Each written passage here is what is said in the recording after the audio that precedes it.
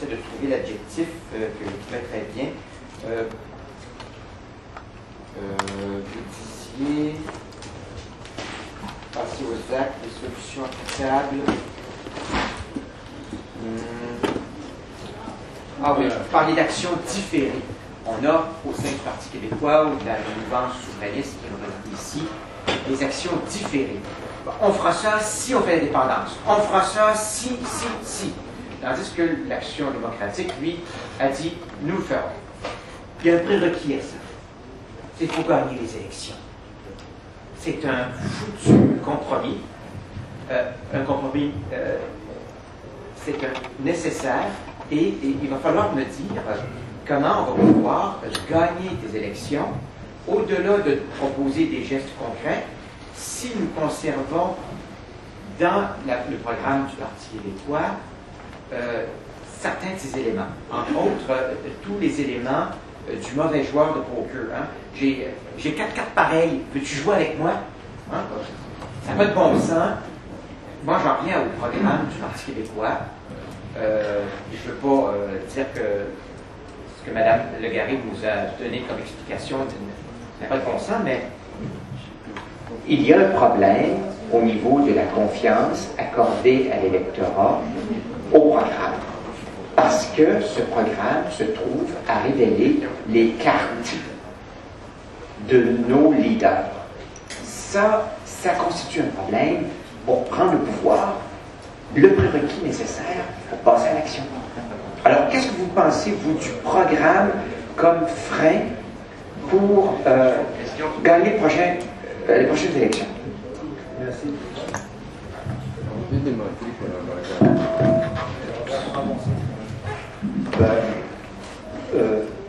Le frein, dans ce cas-ci, à la dernière élection, c'était le déficit de crédibilité.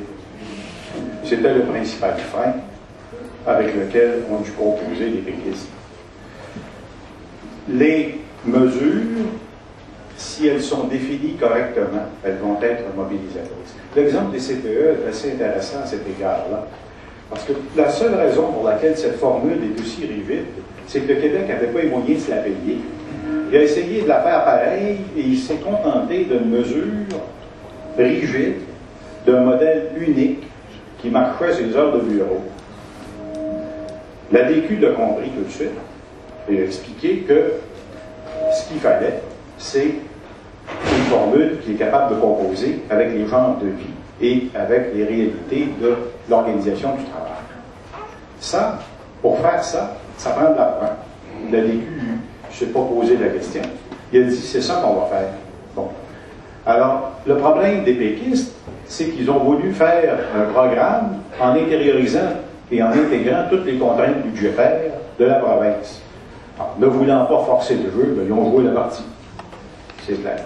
Alors, donc, définir ce qu'il faut faire, sans égard aux compétences provinciales, fédérales, mais par rapport aux nécessités de la société québécoise, et coalisons les intérêts derrière cette lutte-là, c'est gagnant.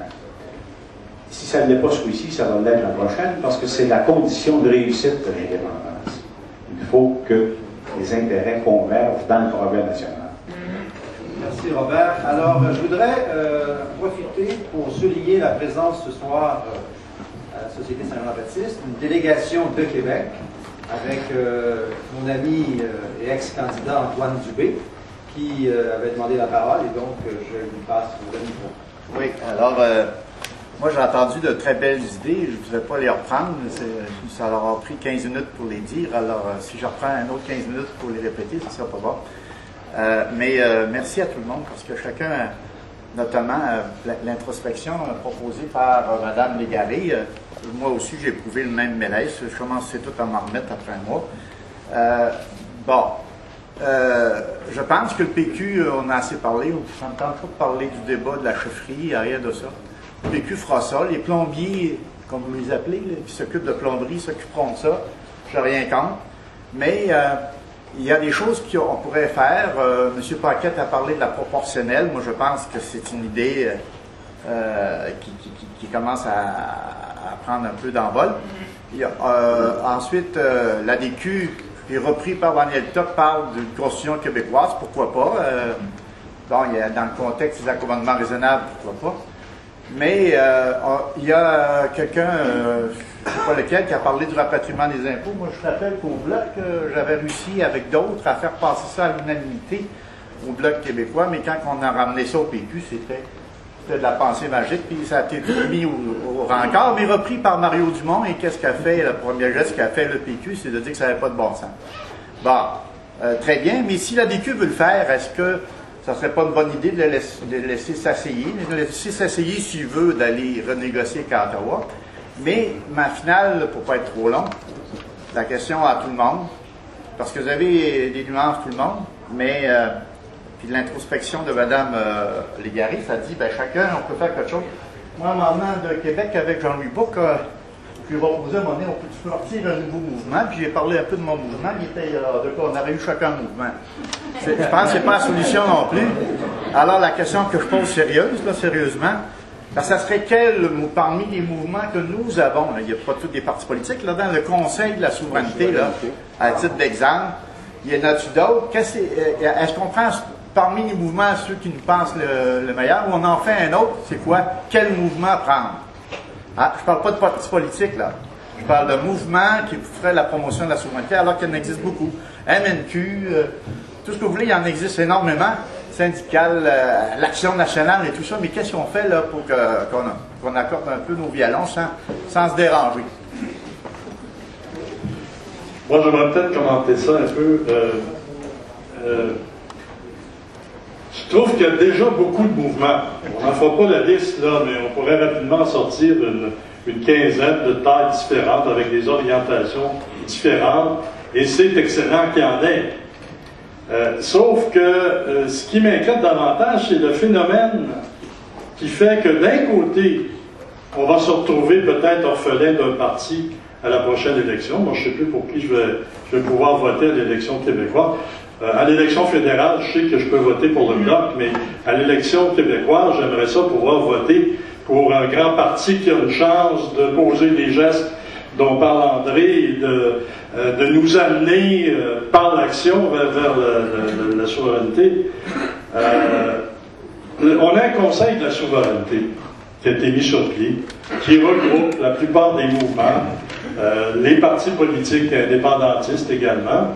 Je pense que le Conseil devrait prendre l'initiative de convoquer appelons ça des États généraux, des mouvements souverainistes, pour qu'on décide ensemble de se donner une autre approche. Le problème, c'est pas le programme du Parti québécois. On peut l'améliorer à la marge, on peut changer des choses. On pourrait mettre notamment qu'un vote pour le Parti québécois, c'est un vote pour la souveraineté, puis démarrer là-dessus. Mais c'est l'action politique qui manque, c'est l'approche stratégique, c'est le fait qu'à chaque difficulté, on cherche des sorties de secours, des portes de sortie, et pendant ce temps-là, que font les indépendantistes? Ils ne peuvent plus militer beaucoup dans le Parti québécois d'aller créer des mouvements. Moi, j'aimerais qu'on arrête de créer des mouvements, qu'on regroupe les mouvements existants et qu'on se mette au travail. Merci. Donc, j'ai 7 personnes sur ma liste. Attendez, je prendrai les noms tout à l'heure. J'ai 7 personnes déjà qui ont demandé la parole. Madame Pérez-Cudon. Oui. Il y a une chose qui m'a attiré l'attention. Vous n'avez pas... Micro.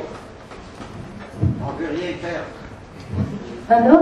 On ne veut rien faire. Ah, mais il y a une chose qui m'a attiré l'attention. Vous n'avez pas donné, à mon avis, trop d'importance à l'attitude de Mario Dumont sur les accommodements raisonnables. Pour moi, ça a été la chose la plus importante de toute la campagne électorale.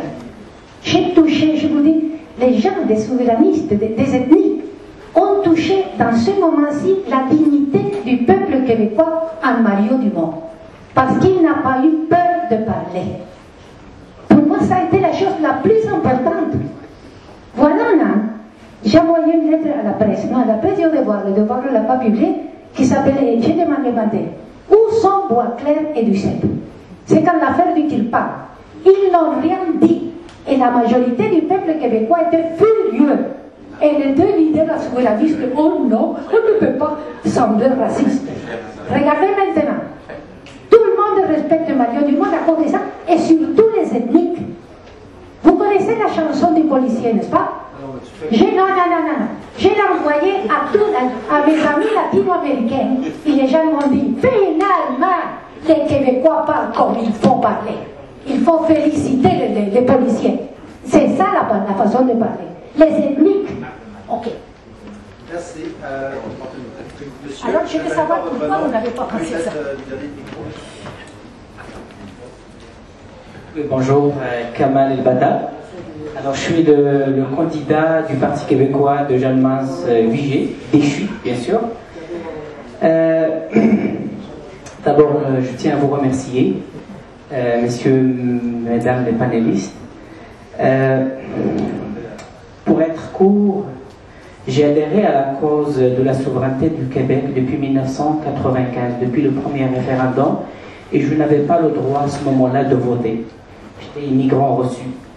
Et donc, depuis je militais discrètement, je faisais des analyses, je fais des observations personnelles, etc.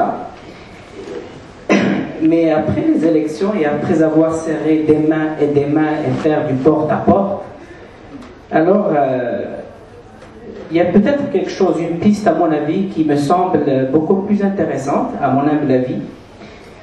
Et ça a été soulevé, la flamme souverainiste, malheureusement, elle est anéantie pour plusieurs facteurs externes, internes, entre autres. Et il n'y a pas de mal, c'est-à-dire de faire un diagnostic à partir d'une hyper-rationalisation, sans oublier bien sûr une démarche introspective. Mais à mon avis, la flamme souverainiste doit suivre les enjeux, c'est-à-dire contemporains de la société ou d'un pays ou des pays de façon générale, dans la mondialisation, dans l'environnement et dans bien sûr l'évolution de la structure démographique. Autrement dit, c'est dans ces enjeux-là de la mondialisation, de l'environnement et dans ces structures démographiques, on peut retrouver des terreaux, des mouvements sociaux et communautaires et ethniques beaucoup plus importants. Et je pense, Madame Le Garret, tout à l'heure, il a parlé effectivement des mouvements, comment on peut aller faire la sensibilisation et l'éducation de la souveraineté auprès de ces mouvements-là. Moi, j'étais ébahi, comme j'ai expliqué à Monsieur Paquet, quand je faisais le porte-à-porte, quand je parlais à mes concitoyens, j'ai trouvé un terreau souverainiste de plus en plus important. Sauf que ces gens-là ne sont pas approchés. Et donc, à mon avis, il y a un travail à faire, un travail de positionnement du Parti québécois ou de n'importe quel autre parti souverainiste, justement, d'aller vers ces groupes-là, ethniques, communautaires, justement, pour leur inculquer les valeurs souverainistes, tout en restant dans une perspective et des enjeux de mondialisation et d'environnement. Or, le Québec ne peut atteindre les objectifs de Kyoto si elle n'est pas un État souverain. Le Québec ne peut pas avoir une place sur la scène mondiale si elle n'est pas souveraine. Et je pense que ces variables sont largement, à mon avis, suffisantes pour que, finalement, redorer l'image de la souveraineté et la faire accepter par les gens qui viennent ici, puis qui veulent adhérer à ce projet-là. Je vous remercie. Merci. J'ai noté tous ceux qui lèvent la main, je le note. Mon ami Marc Brière a demandé la parole. Une brève remarque et une question pour Madame Verret. Remarque pour dire que j'ai beaucoup aimé l'exposé d'Anne Le Garret. Et j'ai apprécié évidemment les efforts de chacun. Cependant, moi j'ai ressenti le même malaise dont parle Anne, je pense, en entendant le discours de Gilbert et celui de Robert. Particulièrement celui de Robert. Le thème est que faire après les élections du 26 mars. Robert, tout ce que tu as dit... Président, on n'entend pas bien par contre. Ah, tout ce que tu as dit, Robert, tu le disais avant le 26 mars. une affaire que reprendre. D'ailleurs, je dis, on continue. Ça a été mon premier. Mais le 26 mars, il s'est passé quelque chose de grave, enfin d'éclatant. Et il semble que tu n'en as pas encore pris la bonne mesure. Peut-être qu'une ou deux autres minutes de silence te pourraient être brutales. Je dis cela dit avec toute amitié que pour Laurence, j'ai bien aimé m'exposer, Laurence, et je me demandais si le phénomène de suburbanisation avait une influence quelconque sur le projet de souveraineté que nous portons tous. Merci.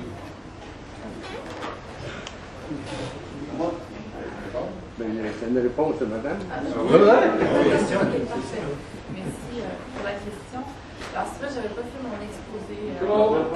J'avais pas fait mon exposé.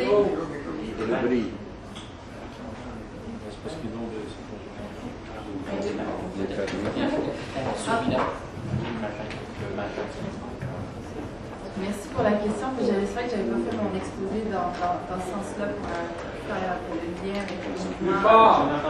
J'avais pas fait mon exposé dans le lien avec le mouvement souverainiste. Mais c'est sûr, pour peut-être un peu rejoindre la question, je crois que les centaines entendent tout à l'heure de Mounière, c'est que... Laissez-vous, vous allez entendre.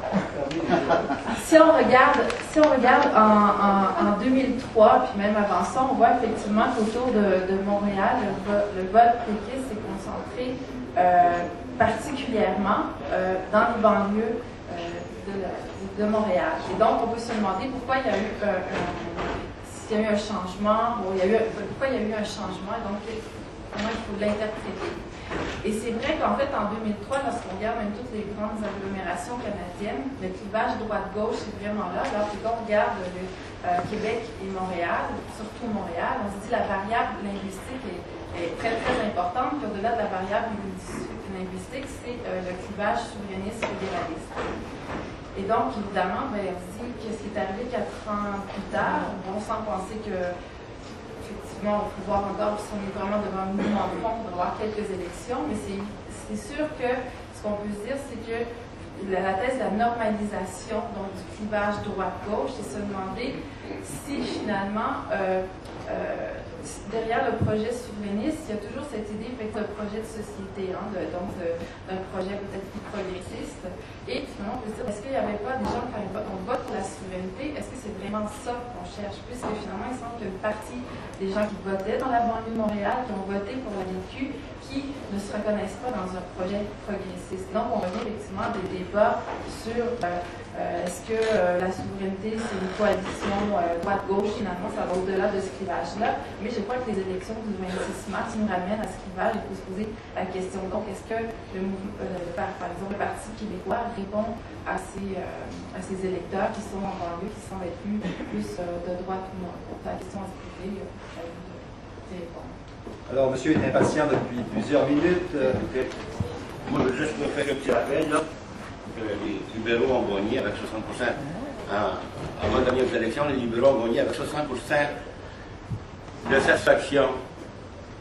De satisfaction. Ils ont gagné les libéraux la première fois avec 60% de satisfaction que les péquistes avaient. Que là, ils ont perdu, ils ont gagné avec. Ils ont gagné avec 60% d'insatisfaction. OK? On va avoir deux idées, là. Je vais vous émettre deux idées. Moi, je pense que c'est ponctuel la défaite. Les Québécois ont envoyé le Parti québécois obligatoire. Parce qu'il n'a pas montré qu'est-ce qu'il voulait donner, comme M. tantôt a dit. OK? Moi, je pense qu'il y a un autre élément, les médias. Les places médias ont été en campagne électorale 18 mois avant qu'elle soit déclenchée.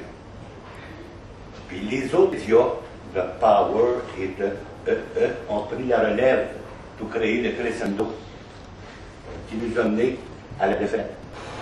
Moi, je pense qu'à chaque année, ça n'est pas grave de le faire à l'année. À chaque année, entre les patriotes par Saint-Jean-Baptiste, il faut expliquer au monde que pour les Kyoto, souverainiste. Pour aller aux Olympiques, il faut être souverainiste. Pour aller à l'UNESCO, parler d'éducation, il faut être souverain. Finalement, je ne sais pas, les gens, qu'est-ce qu'ils représentent ici? Moi, je sais une chose, c'est que chacun dans son instance chez lui dit, quand, entre la journée des Patriotes et le 24 juin, je prends un de ces thèmes-là, puis je le fais défoncer dans l'actualité. On a vu, ça se rangeait en arrière du PQ.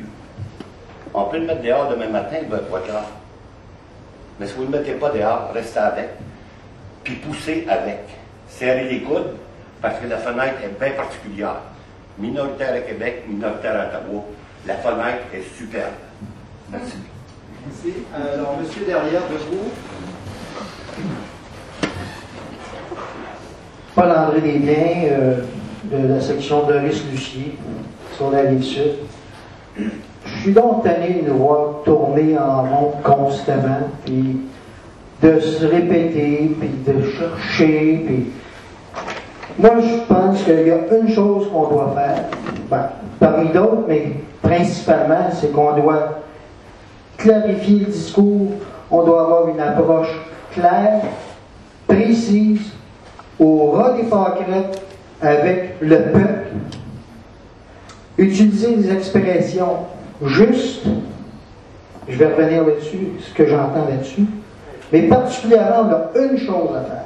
On a à répondre à une question, c'est l'indépendance, pourquoi? Qu'est-ce que ça donne?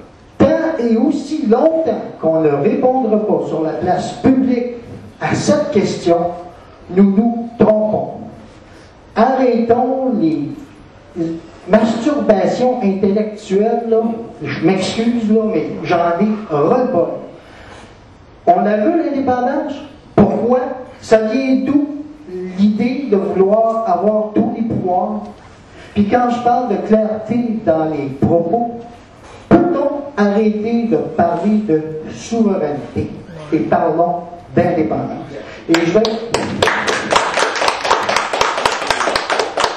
Et je vais vous dire pourquoi. Sans trop être intellectuel, je pense que dans l'inconscient collectif, quand on utilise le mot souveraineté, le monde ne comprend pas. Les gens ordinaires ne comprennent pas. La reine, c'est la souveraine du Canada. On veut être souverain. On veut encore maintenir des ponts. Lâchons ce discours. Au début du Parti québécois, on parlait d'indépendance. Au début du RIN, on parlait d'indépendance. Peut-on revenir à ça? Peut-on avoir un discours clair? Peut-on répondre à une question puis laisser faire le reste? Je suis tanné des bons gouvernements. On le sait, c'est quoi un bon gouvernement? On en a eu la preuve. Il est tellement mou que la langue piétine, que les hôpitaux piétinent, que les écoles piétinent, puis tout fout le camp. Merci. Alors, Gaston Lorillon, je vais apporter le micro en avant, s'il vous plaît. Oui. Voilà, alors je me pose une question dans la foulée de ce que disait Mme Légaré, et je vais en poser également.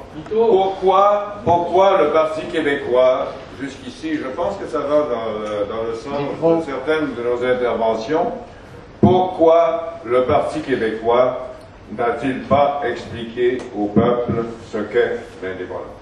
Hein? Il ne s'agit pas de pourquoi l'indépendance, il s'agit de ce qu'est l'indépendance. C'est-à-dire, nous avons maintenant tel pouvoir, nous pouvons faire telle chose et telle chose. Si nous étions indépendants, nous ferions voici ce que nous pourrions faire.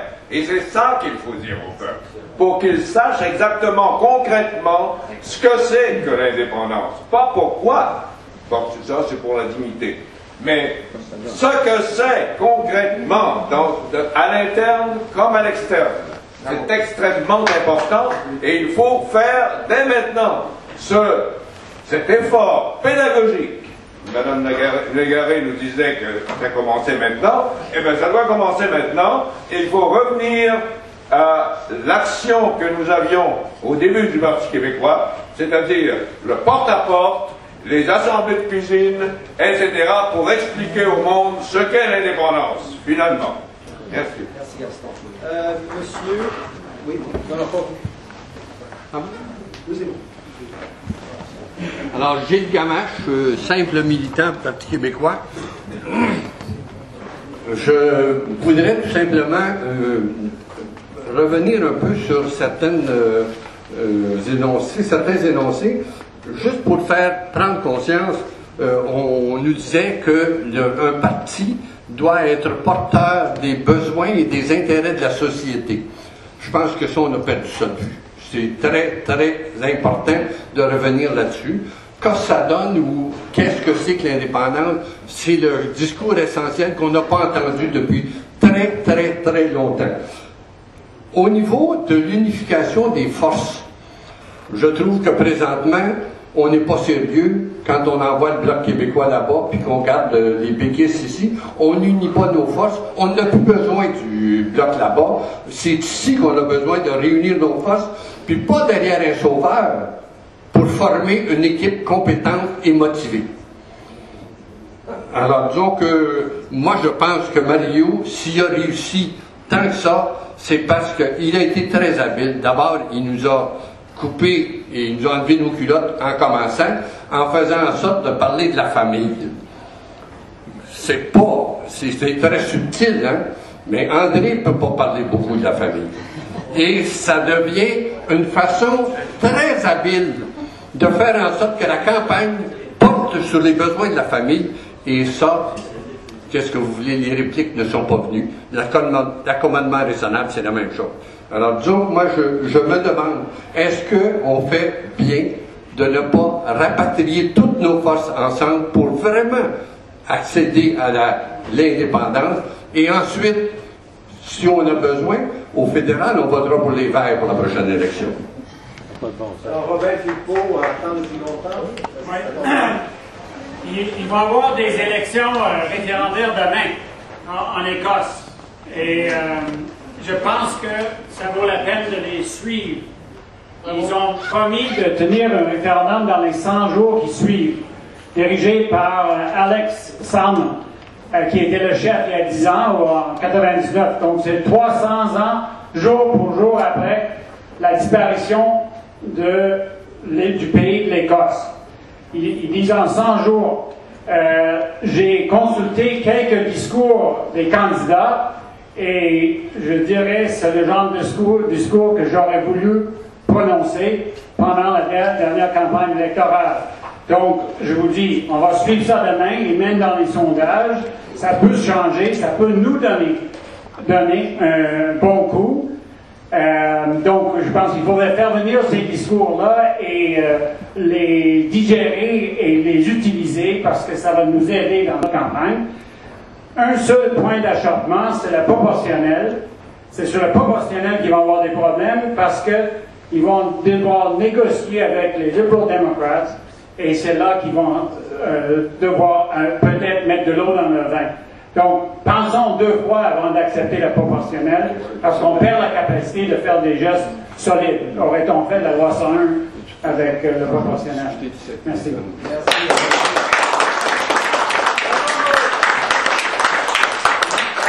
André Coupard, s'il vous plaît. Désolé, Québec est loin. Oui, André Coupard. Je suis tout à fait d'accord avec ce qui a été dit à l'effet que le PQ, le mouvement national, mène un combat. Et que dans un combat, il faut connaître ses intérêts. Et le principal intérêt, le premier intérêt, habituellement, c'est d'exister. Et actuellement, on lit les journaux et il y a vraiment un retour sur la question de l'identité. Et monsieur a dit qu'il faut clarifier un certain nombre de choses. Je pense qu'une des premières à clarifier, c'est l'identité. Et je voudrais faire 2 remarques sur cette question. La première étant que si on définit l'identité comme on peut le lire dans les pages du Devoir abondamment depuis un certain temps, non seulement on ne consentira pas à notre minorisation, mais on va travailler pour notre minorisation, et je l'explique. Si on maintient une idée de nationalisme ethnique canadien-français, premièrement, c'est une incohérence totale au point de vue historique. On a adopté une loi 101 pour protéger le français, pour favoriser l'intégration des immigrants dans la société française et francophone. Et là, tout d'un coup, au lendemain d'une élection perdue, on leur ferme la porte au nez. C'est une incohérence totale. Deuxièmement, au point de vue politique, étant donné qu'il y a une augmentation des allophones et des non-canadiens français dans la société québécoise, si on ne les intègre pas dans notre groupe, si on ne les intègre pas à ce que nous sommes, si on ne leur fait pas partager nos valeurs et nos préoccupations, c'est évident qu'ils vont aller ailleurs. Et donc, politiquement, on crée des adversaires politiques. Alors que ce qu'on veut, et ce qu'on a voulu depuis le début, c'est augmenter le nombre de nos associés, le nombre de nos collaborateurs, le nombre de ceux qui partagent nos valeurs. Et donc, la seule question qu'il faut définir, si on veut clarifier les choses, c'est qui sommes-nous? Et je vous soumets qu'il faut adopter un nationalisme civique, autrement ça va être une catastrophe sociale, politique et culturelle. Merci. Monsieur.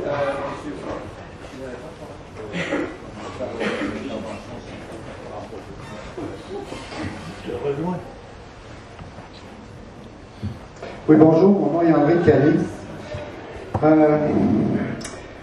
Pourquoi est-ce que le Parti québécois a eu une telle dégelée le 26 mars? Peut-être qu'il faudrait se rappeler qu'est-ce que c'est qu'une élection. L'élection, c'est l'occasion par excellence pour les électeurs, les citoyens d'une province ou d'un pays, de se choisir un chef. Un chef que les gens vont être persuadés qu'il saura défendre leurs intérêts. Et puis, je pense que c'est ça qui a été le problème. En fait, le résultat de l'élection, c'était ça. Les gens ont choisi le chef qui pensait être le meilleur pour eux. Comment ça se fait que depuis les années 90, comment ça se fait que le Parti québécois, puis leur chef particulièrement, a laissé tomber la majorité francophone du Québec si souvent? Rappelez-vous que Jacques Parizeau, avant l'élection de 1994, il avait décidé qu'il allait laisser aller les accommodements raisonnables à la langue sur l'affichage, parce que le Parti libéral proposait des changements, puis Parizeau a laissé aller ça. Alors, il y a eu plusieurs occasions comme ça où le Parti québécois a laissé tomber son monde. Lucien Bouchard au sujet de la langue, encore une fois. Alors, et ça a démobilisé d'une façon extraordinaire beaucoup de membres. Et puis ça, ces membres-là démobilisés, ils nous ont fait défaut de façon extraordinaire à l'élection qui vient de se produire. Parce qu'on a besoin de militants. Quand on veut mobiliser plus de monde encore, ça nous prend des porteurs. Et pas seulement que le chef, là aussi, mais les militants. Puis on leur a fait défaut à ces militants-là.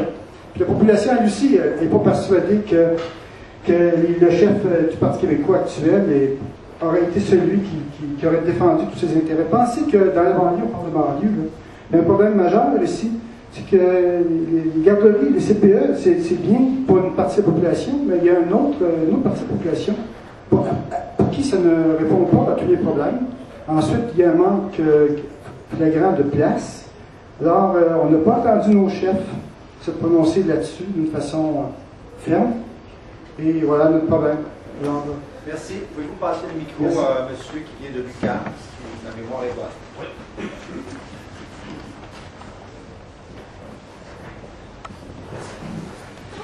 Alors, je vais parler fort. Jean-Claude Sylvain, président du comité souverainiste de l'UQAM. Alors, félicitations donc, pour cette... Micro? OK, 1, 2. C'est bon. OK. Tout simplement que mon intervention sera bien simple et très brève. Voyez-vous, il y avait quelqu'un qui avait expliqué tout à l'heure que le programme avait été changé, pas le programme, mais qu'on avait inventé une feuille de route avant les élections. Et comment se fait-il qu'on a inventé cette feuille de route alors qu'on avait déjà un programme qui était quand même assez clair, qui parlait d'un projet de pays? qu'on s'en vantait beaucoup, et puis que, voyez-vous pas une illustration que la souveraineté pour l'élite souverainiste est simplement un faire-valoir pour avoir des votes nationalistes qui, au travers de l'histoire, on voit que le vote nationaliste est une force au Québec. J'ai remonté très loin à partir de Duplessis jusqu'à aujourd'hui. On utilise le nationalisme comme faire-valoir pour inciter du monde pour voter pour tel et tel parti. Alors, j'aimerais avoir des commentaires là-dessus. Merci.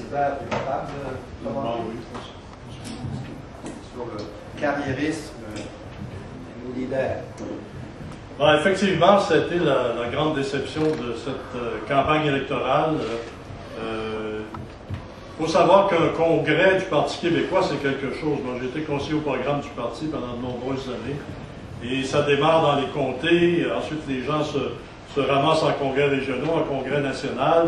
Et puis, il y a une ligne de force qui ressort de ça.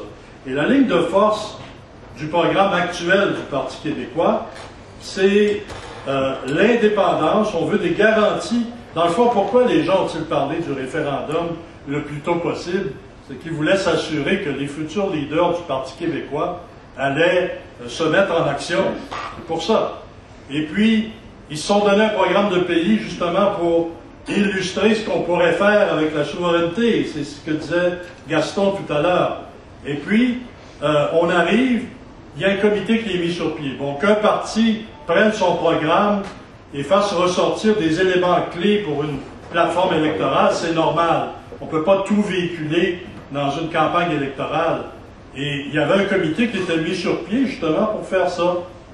Et ce comité a vu son rapport glisser sous le tapis, et puis on a sorti du chapeau une feuille de route que j'analysais en détail, ce serait trop long de le faire, mais qui n'avait pas grand-chose à voir avec le programme de pays que le Parti québécois s'était donné. C'est pas la première fois que ça arrive, et ça, c'est particulièrement démobilisant. Et ça fait en sorte que les gens n'ont plus de goût de militer au Parti québécois.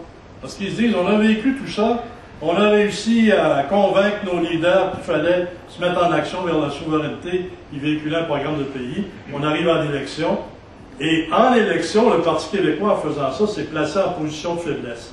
Parce que son programme était même moins généreux son programme provincial, sa feuille de route provinciale, était moins généreuse que ce que le Parti libéral offrait. En fait, il y avait 1,5 milliard de moins, je pense, quand ils ont chiffré les promesses. Et ça avait l'air, encore une fois, d'un parti qui fait des promesses pour gagner les élections.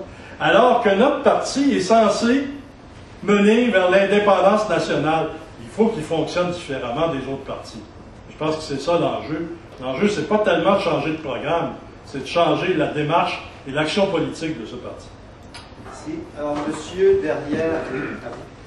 Je suis moins connu parce que nous sommes de la délégation de Trois-Rivières. Ah! Dans le fond, comment ça s'appelle? Dans la région d'Hérouville. Je vais vous le dire tout de suite. Je vais vous dire juste un petit commentaire. Ça fait peut-être une trentaine d'années que je milite. Je parle de ça. Je suis côté de Frigidaire le soir, mais ça fait une trentaine d'années que je milite pour la souveraineté du Québec. Et c'est la première fois où je n'ai pas de réponse. Je suis un peu comme Mme Légaré. Moi, j'ai pas le goût de prendre une minute, j'ai quasiment le goût de prendre un mois de silence. Aller à la trappe d'Oka, je ne sais pas. Je vais vous dire que c'est l'enfer. Je n'ai jamais eu de ça. Habituellement, j'ai des réponses sur toutes. Puis là, j'ai même pas de questions, je suis là encore. Par contre, je pourrais dire qu'il y a peut-être deux éléments là, sur lesquels là, j'accroche un peu. Je pense qu'il y a peut-être, je ne suis pas sûr, confusion dans les genres. C'est qu'on mêle l'intégration des immigrants et un peuple en marche vers sa libération nationale. Et je pense que ça, il y a confusion depuis une quinzaine d'années. Moi, j'étais au congrès du Parti québécois quand on m'a dit qu'il ne fallait pas se regarder dans un miroir. Je vais vous dire, les poignées raides dans le tabarnak. Chez nous, on ne s'attendait jamais à ce qu'un ADQ passe. C'était clair, on était pointés partout, 5 comtés. Les péquistes sont sortis un après l'autre. Il y a 4 ADQ chez nous, peu un libéral. Ce que je constate, c'est que le peuple là, où la partie majoritaire va essayer de prendre mes mots, francophone, s'est exprimée. Ça fait 15 ans qu'on a de la misère à nous identifier, à dire qu'on existe. Là, le monde, moi je pense, je ne suis pas sûr. Là. Mais là, les francophones du Québec, ils ont dit ça va faire tabarnak, on a 2-3 affaires à dire. Puis ils sont exprimés. Bon, si on appelle ça l'identité nationale, vous êtes meilleur que moi pour faire une nuance et tout ça. Mais je vais vous dire que l'identité nationale, puis le combat d'un peuple pour sa liberté, il y a quelque chose là, il va falloir gratter ça un peu. Là. Deuxième élément qui m'a fait tomber à terre, c'est que les souverainistes n'ont pas voté à gauche, ils ont voté à droite. Bon. Moi, comme militant de gauche, je fais 10 ans comme président du Conseil central à la CSN. On vous dit que le nationalisme civique, j'ai véhiculé ça pas mal longtemps. Puis la gauche, la social-démocratie, je le véhicule encore, j'ai pas de trouble avec ça, je suis capable de vivre avec ça, puis pas incapable. C'est mon combat.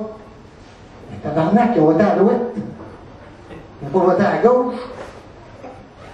Fait que c'est juste une réflexion. On va vous dire que j'ai pas de réponse. C'est pas tout.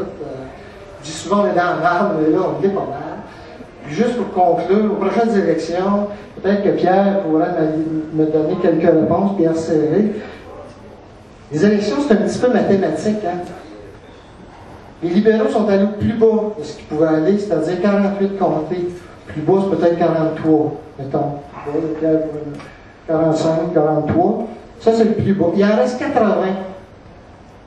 Là, on va se battre. Les prochaines élections, ça va être l'enfer. Les francophones vont se battre. Qui sort l'autre? J'aime mieux pas imaginer quoi, là. Mais je vais vous dire, on a de sérieuses questions. Les réponses toutes faites. Plus capable de faire ça. J'en appelle à une réflexion en profondeur. Il n'y en a plus de réponse. Quelques pistes, mais je vais vous dire pas plus que ça. Merci.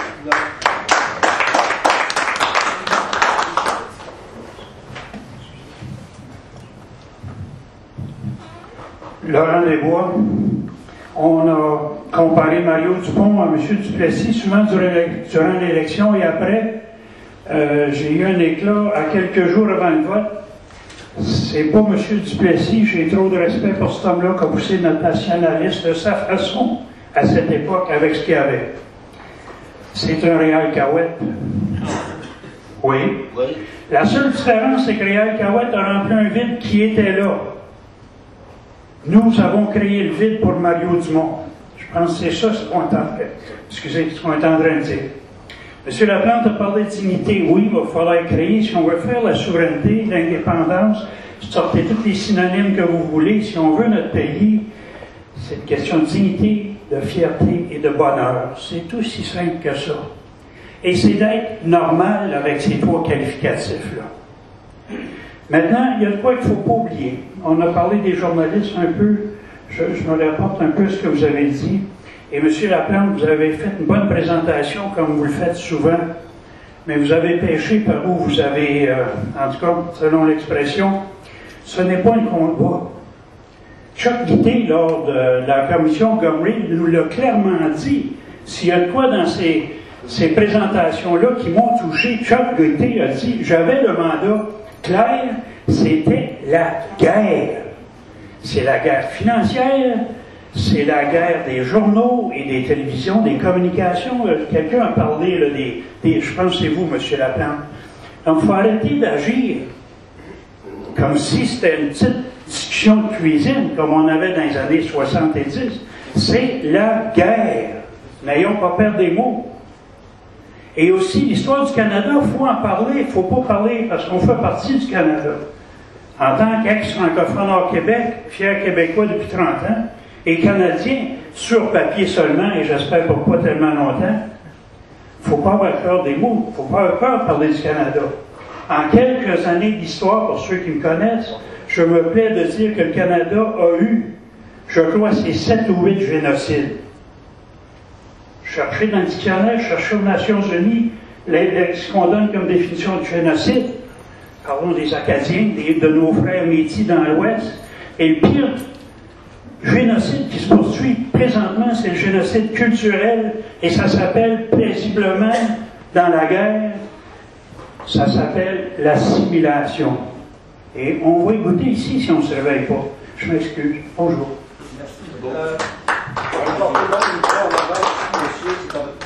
C'est mon tour. Merci beaucoup. Merci. Bon, René Marcel Sauvé, je pense que je suis pas mal connu. La police me cherche depuis longtemps. Géographe spécialisé en géopolitique, militaire de carrière, et c'est la raison pour laquelle la police me cherche, parce que j'ai été militaire de carrière. D'ailleurs, il y en a parmi vous qui savent ce que j'ai fait pendant que j'étais dans l'armée. Alors, on préparait des interventions armées dans les années 70-72, et que j'ai pris les documents secrets, je les ai exposés au grand public à la une. Alors, ça a tué la guerre dans l'œuf. Alors, si vous voulez qu'on parle de guerre, on va en parler, mais il y a d'autres choses qui m'intéressent. D'abord, je suis très impressionné par le discours de Mme Légaré. C'est la première fois que j'ai l'honneur de voir cette dame, et je veux dire que sa maturité m'impressionne. Deuxièmement, elle a parlé de rationalité, ce qui est très vrai. Nous avons une culture rationnelle, nous avons une culture littéraire. Ce qu'il nous manque, et je vous le dis comme géographe spécialisé là, dans l'État, ce qui nous manque, c'est une culture d'État. On n'a pas ce langage-là. C'est le langage des actes, le langage des statuts. On s'appuie sur des théories, on s'appuie sur des idéologies, mais on ne s'appuie pas sur les faits accomplis. L'acte de Québec de 1774 n'a jamais été abrogé, jamais. Même pas par le Canada Act de 1982. Maintenant, j'ai pas vu personne dans le Parti québécois, nulle part, parler de l'État du Québec. Et pourtant, l'État du Québec existe. Depuis reconnu en force, depuis le 28 février 2001 avec la loi 99. J'ai mis mon petit grain de sel avec Joseph Facal pour introduire cette loi-là et expliquer ce que c'est un État et en quoi nous sommes un État. Ça ne se discute pas, c'est un fait ou ça ne l'est pas. Et c'est fait, c'est accompli. Bon, il y en a qui ont dit oui, mais c'est pas un vrai État, c'est possible. Non. La loi 99 est passée, la loi 99 est entérinée. Qu'est-ce que nous attendons pour dire l'État du Québec au lieu de répéter province, province, province, province, province, ad nauseam? La nation du Québec est reconnue depuis le 26 novembre 2006. C'est le gouvernement d'Ottawa, nos ennemis traditionnels qui l'ont reconnu. C'est un coup de maître, ça, de la part du Bloc, d'avoir trouvé un moment de faiblesse, puis d'avoir insinué le concept de nation, de l'avoir introduit, de l'avoir fait passer avec une majorité absolue. Une nation en géopolitique, c'est une société territoriale. C'est une société qui a réalisé ce qu'on appelle une osmose territoriale. Ça veut dire ça, 400 ans de travail, 400 ans de défrichement, 400 ans de mise en valeur, 400 ans d'efforts répétés de génération en génération par des gens ordinaires comme ceux qu'on rencontre tous les jours.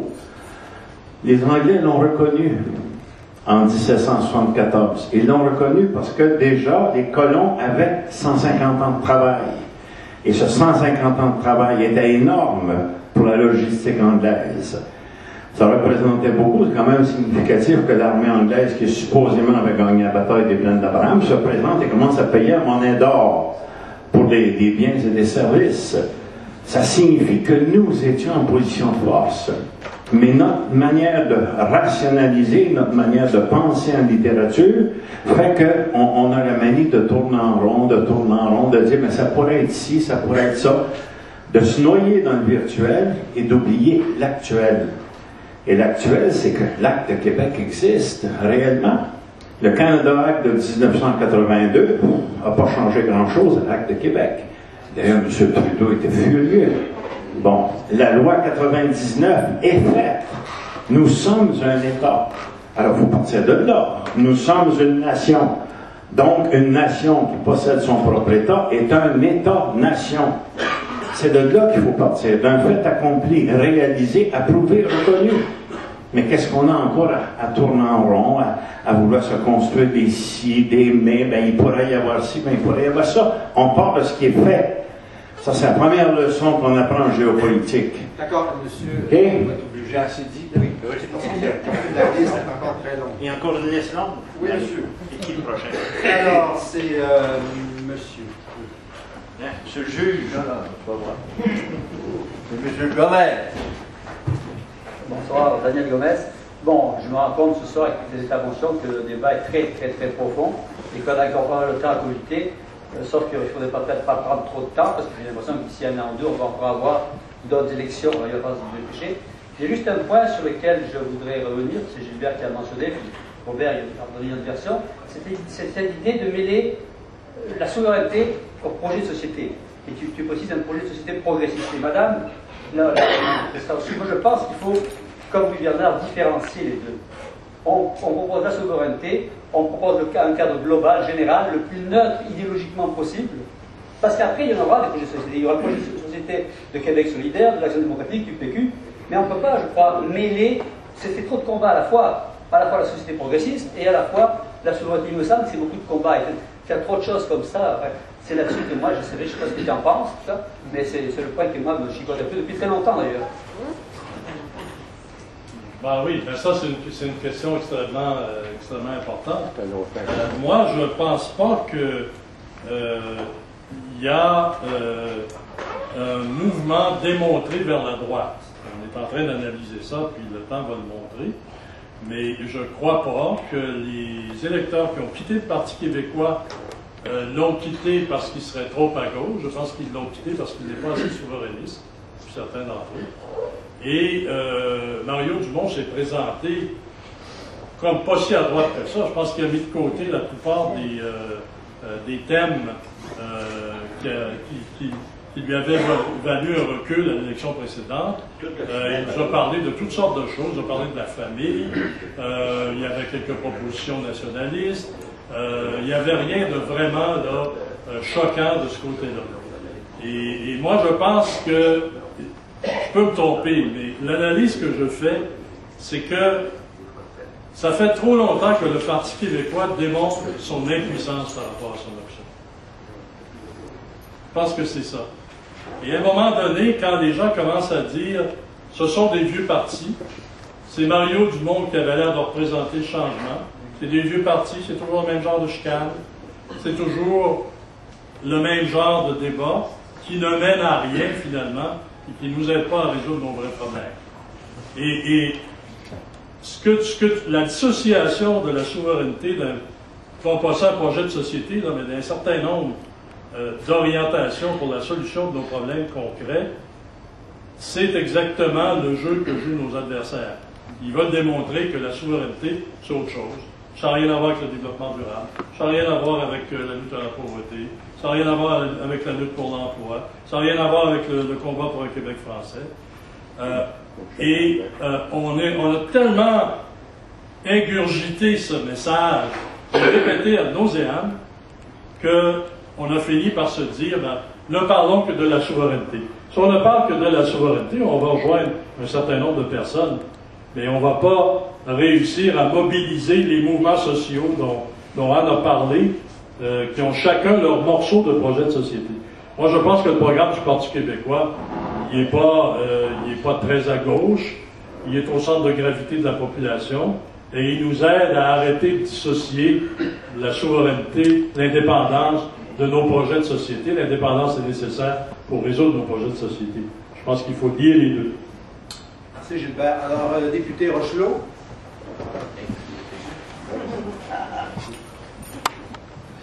Merci, Yves Rochelot de Bourget. C'est suite à une utilisation des mots tout à fait correctement de combat, de lutte de libération nationale, de guerre, pour envoyer celui de M. d'Ottawa, que quand, c'est comme le tango, quand on est en combat, quand on est en guerre, c'est avec quelqu'un. On n'est pas seul, on n'est pas en combat avec soi-même, pour l'espérer.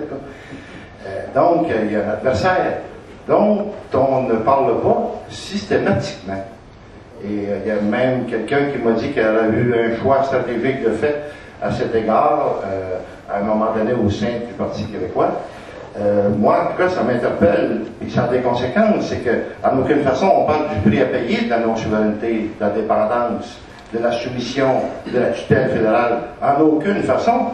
Et ça donne, par exemple, une entrevue de M. Boisclair au dernier mille de la campagne avec, si ma mémoire est bonne, avec Roman de Rome, au point, ou son équivalent, où on le questionne sur la pertinence d'un référendum, de la souveraineté, monsieur, avec la mondialisation, etc., tous les gadgets là, des opposants, et tout ce que dit M.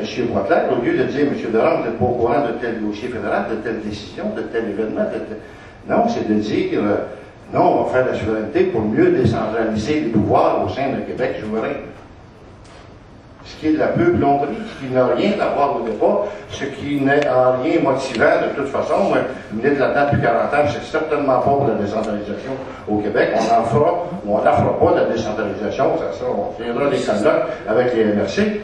Donc, c'est très très grave d'avoir si peu de choses à dire. Comment voulez-vous convaincre ceux qui suivent la politique au Québec, comme moi qui suis le football américain, hein, une fois par année, si ça me tente d'écouter le Super Bowl, il y en a pour qui la politique c'est ça, mais qui va pas obligé d'écouter le Super Bowl. On est invité constamment en démocratie à aller voter, donc les gens sont entretenus dans leur ignorance. Et bien sûr, on parle beaucoup du Parti québécois en ces lendemains du 26, mais il faut parler du mouvement souverainiste, et notamment du Bloc québécois. Parce que il faut interpeller tout ce qu'il y en est de notre stratégie, de notre discours, parce qu'on a actuellement, à mon avis, et Ottawa et Québec, ni chef, ni discours. Et ça donne, de chez M. Duceppe, par exemple, le soir de l'élection du 23 janvier, où il dit, dans son discours de reconnaissance de l'élection, il dit à M. Harper, si vous êtes fidèle à vous-même, si vous allez dans le sens de la lutte au déséquilibre fiscal que nous faisons, sous-entendu, à Ottawa, et de la représentation internationale du Québec, nous sommes derrière vous. À mon avis, c'est inacceptable. Il n'y a personne qui leur a avoué, et on marque là-dessus. Et ne demandons-nous pas pourquoi que nos souverainistes s'abstiennent de voter ou votent pour d'autres, ou annulent leur vote. C'est 2 et 2 font 4, et c'est aussi pire, à mon avis, à Ottawa, pour ceux qui pensent qu'il y a un messie de ce côté-là. C'est aussi pire à Ottawa que ça peut l'être au Québec. Là-dessus, on en a assez dit. Merci. Donc, vous avez sans doute remarqué que j'ai demandé à nos panélistes de retenir leurs interventions pour laisser le maximum de possibilités de questions ou de commentaires. Et donc, pour terminer cette soirée, je leur demanderai, s'ils le désirent, de faire un dernier commentaire qui va synthétiser leur réception vis-à-vis des questions ou des commentaires que vous avez formulés. Alors, je parle d'abord, Anne, peut-être. Oui, je veux bien, merci. Je voudrais seulement ajouter une précision sur la question d'un parti politique. J'aimerais dire de façon très tranchée qu'un parti politique, c'est sûr que c'est nécessaire, mais c'est impossible que n'importe quel parti politique sérieux ne devienne pas une machine à contrôler les militants, l'action et les votes et les candidats. C'est impossible. Il n'y a pas un parti sérieux qui veut prendre le pouvoir qui va fonctionner sans ça. Donc, il faut subordonner le parti. Il faut que le parti soit subordonné à quelque chose qui lui est extérieur. Et les forces vives, la société, qui sont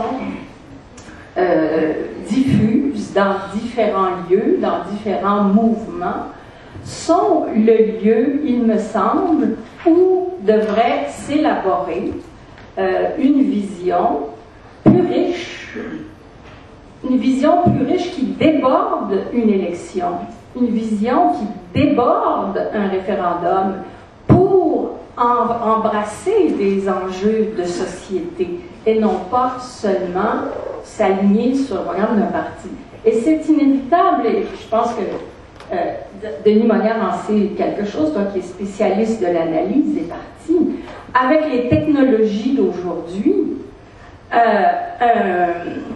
un chef de parti des cadres d'un parti, des militants volontaires et dynamiques voudront utiliser toutes les ressources de la technique, des technologies, et c'est ainsi qu'on perd la substance et que finalement, dans l'action politique, on peut se spécialiser dans les techniques de direction et on encadre la société et on perd de vue que c'est dans la société.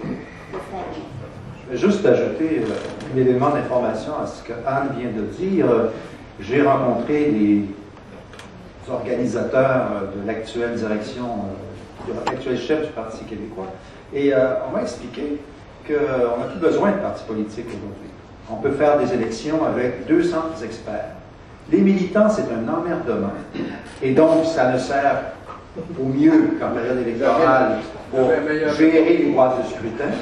Mais pour tout le reste, il est préférable de se fier à des spécialistes de la communication, du marketing, de la sollicitation. C'est le modèle de parti qu'on retrouve aux États-Unis. C'est ce qu'on appelle un parti d'experts. Robert, tu veux faire ta synthèse? Oui, rapidement. Ce qui s'est passé le 26 mars, c'est quelque chose que les forces vives du mouvement dénonçaient et annonçaient depuis un bon moment. C'est l'implosion d'une approche. Des pseudo-experts qui vont faire du tourisme à Harvard vont donner leurs fruits. Okay? C'est une impasse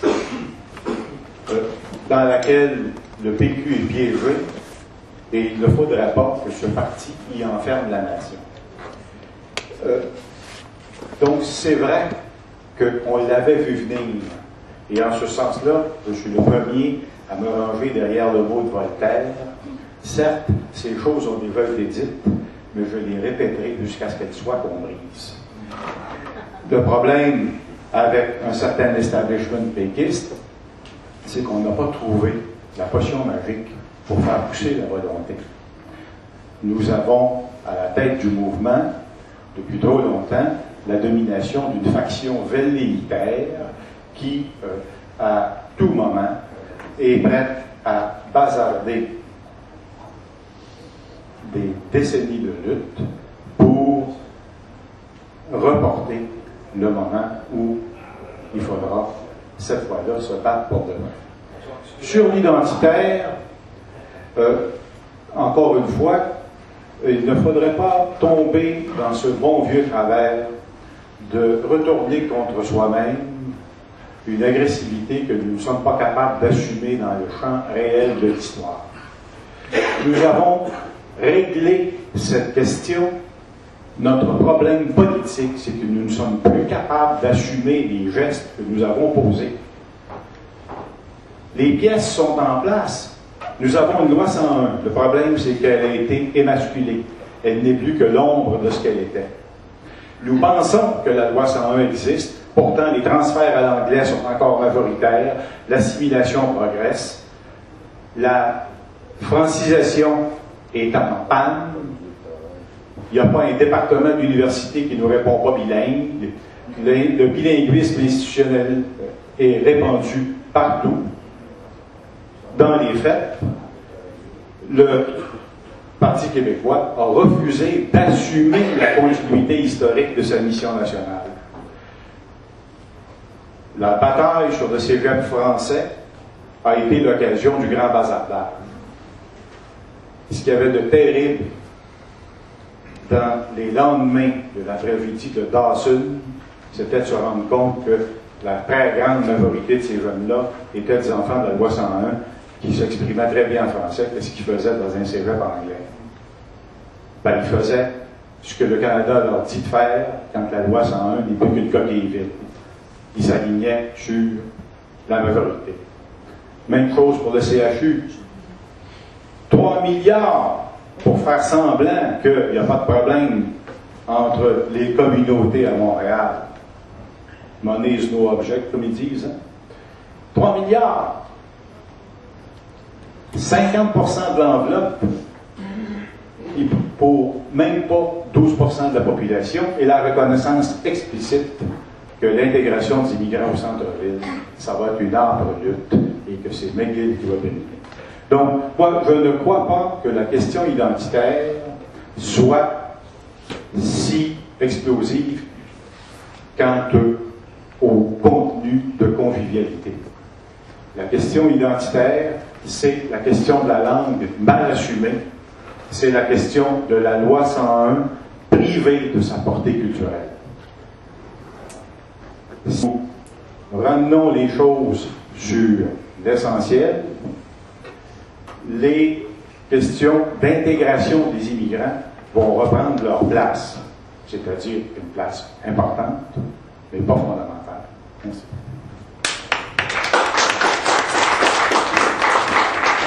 Je vais à mon côté droit, et Gilbert, tu vas avoir le mot de la fin, et je interviendrai pour clore le soir.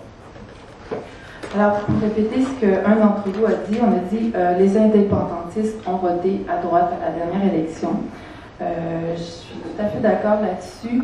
Je veux dire qu'en fait, même si on peut penser que des électeurs qui ont été l'ADQ, des électeurs adéquistes, à travers leur vote, reconnaissaient en fait une partie de l'impuissance, si on veut, du discours nationaliste, ou particulièrement péquiste, disons, ça ne veut pas dire qu'au même moment, ils ne faisaient pas un choix d'orientation politique. C'est-à-dire qu'il faut bien voir, d'après moi, qu'avec cette élection, on a deux clivages qui sont ensemble. On a le clivage souverainiste-fédéraliste, le clivage droite-gauche qui est là, puis qui monte également. Puis ça, je pense qu'il faut en prendre acte. C'est pas parce qu'on reconnaît une impuissance d'un discours souverainiste qu'il n'y a pas nécessairement ce clivage-là également, droite-gauche, qui se fait dans le choix. D'autant plus que pour moi, l'ADQ, c'est vraiment un parti de droite, parce que si vous regardez bien son programme, il parle, c'est pas pour rien qu'il n'emploie le mot autonomie, hein, pour parler des problèmes constitutionnels, mais il l'emploie pour tout, l'autonomie des entrepreneurs, l'autonomie des individus.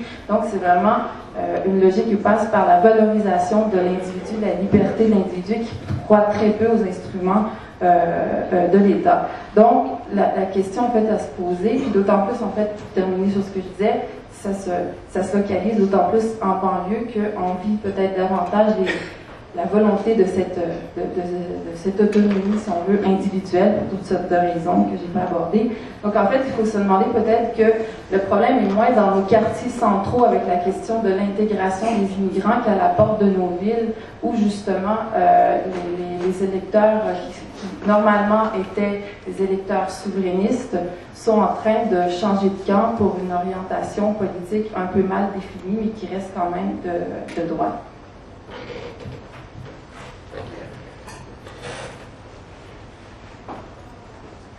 Ben, je vais tout de suite prendre ce thème-là. Il est vrai que l'ADQ est un parti de centre-droit qui a assez bien caché son programme pendant l'élection pour mettre en évidence un certain nombre de mesures populaires et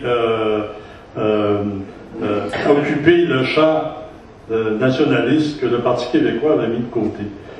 Quelqu'un a dit tantôt, le PQ a créé le vide pour Mario Dumont. Tout à fait d'accord avec ça. À la fin de 2005, je vous rappelle que dans les sondages, le Parti québécois était pas loin autour, et avant, c'était au-delà de 50%. Et imaginez qu'il y a un changement, un virage de la gauche à la droite au Parti québécois, au Québec, qui s'est opéré en un an, et quelques poussières. Je pense que c'est pas réaliste. Je pense qu'il va falloir analyser davantage, parce que les 50% de souverainistes qui appuyaient le Parti québécois savaient très bien que ce Parti québécois était social-démocrate, et toute la course à la chefferie avait permis de le mettre en évidence pendant à peu près 5 ou 6 mois auparavant. Et malgré tout, il y avait 50% d'appui à la souveraineté, 50% d'appui au Parti québécois. Donc je pense que la raison pour laquelle Mario Dumont a eu un tel succès, c'est à cause de la vacuité des propositions ou de la réputation des autres. Et le taux d'insatisfaction pour le Parti libéral était à un niveau jamais vu au Québec. Et il est étonnant que le Parti québécois n'ait pas réussi à combler le vide.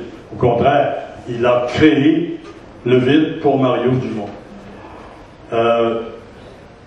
J'aimerais qu'on comprenne que mes interventions ne sont pas pour chercher où est la faute. J'ai essayé de mettre en évidence que le triste résultat où nous sommes se prépare depuis la majeure partie de l'histoire du Parti québécois et plus particulièrement depuis le dernier référendum de 1995.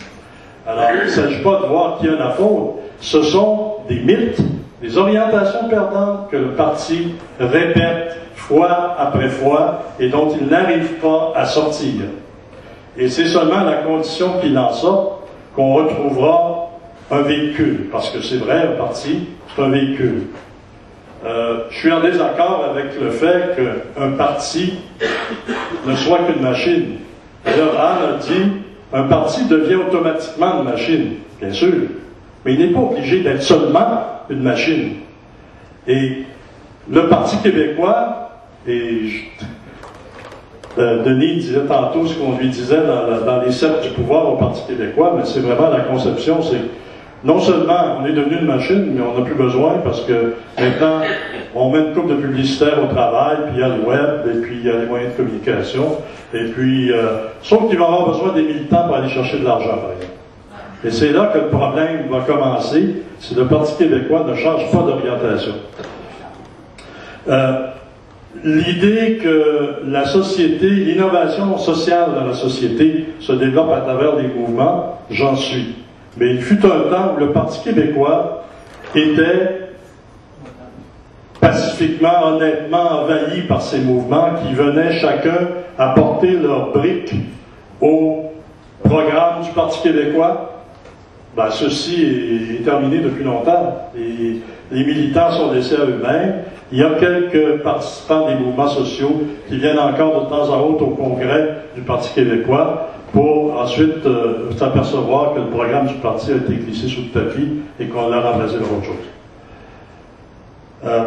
Il ne faut pas non plus négliger que si on veut que les bonnes idées développées par les mouvements sociaux aboutissent, veut pas, ça prend un parti, un grand parti, qui est capable de prendre le pouvoir, et non seulement ça, mais de prendre le pouvoir pour réaliser la souveraineté, parce que la souveraineté est la condition pour réaliser ces innovations sociales. Si on n'a pas la souveraineté, on n'en fera pas beaucoup d'innovations sociales. Alors, je termine en disant que je suis très inquiet de ce qui se prépare. On sent toute une espèce de campagne, là, dans les journaux. Je ne sais pas si vous avez vu, il y a le terme « jusqu'au boutiste » qui est ressorti. Alors, les indépendantistes qui veulent remettre le parti en mouvement vers l'indépendance sont qualifiés de jusqu'au-boutistes. Quel est le contraire de jusqu'au-boutiste? L'inventrice. Lâcheur. C'est où vous êtes jusqu'au-boutiste ou vous êtes lâcheur. Moi, je pense que le Parti québécois devrait être jusqu'au-boutiste. Il devrait aller jusqu'au bout du moment où nous serons en mesure de nous donner un pays.